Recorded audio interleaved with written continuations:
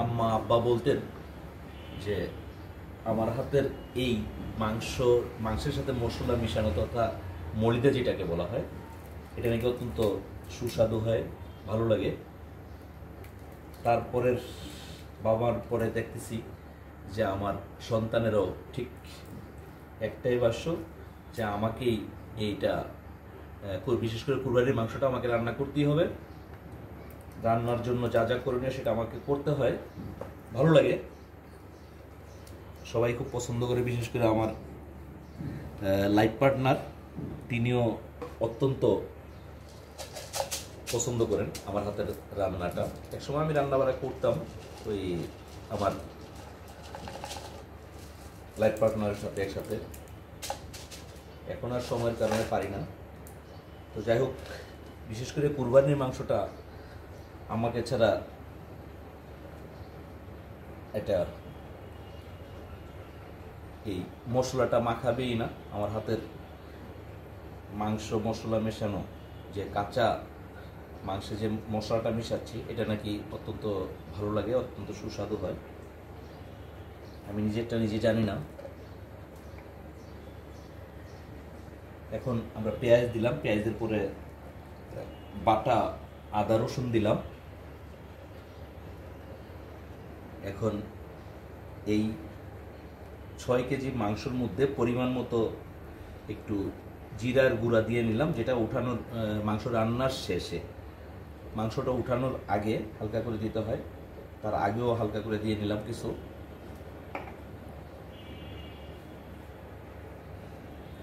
দিলাম সাথে ধনিয়ার গুঁড়া।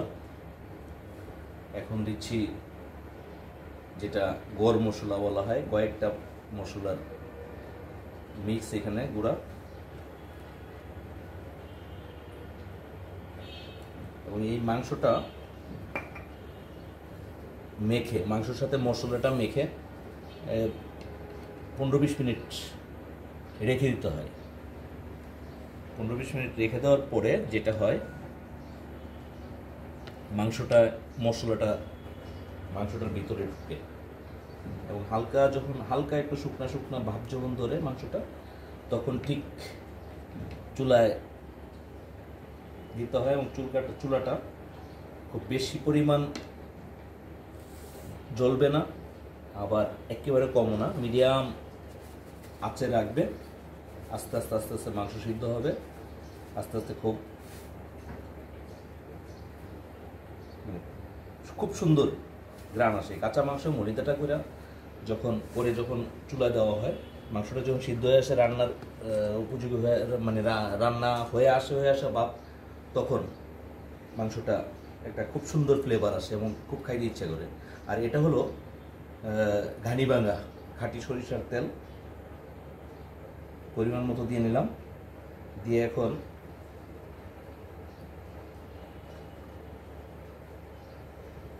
মাংসগুলা মাখবো। হ্যাঁ, আমরা মরিচের গুঁড়া দিব না, মরিচের গুঁড়া ব্যবহার করব না, এটাতে ব্যবহার করবো আমরা কাঁচামরিচ। শুধু কাঁচামরিচের ঝালটা থাকবে, যার জন্য কাঁচামরিচ আপাতত দিলাম না। কাঁচামরিচটা দেব মাংসটা রান্না হওয়ার 5-7 মিনিট বা 5-10 মিনিট আগে। মরিচটা আস্তে আস্তে থাকবে, ঝালটাও কিছু বের হবে, তখন মাংসটা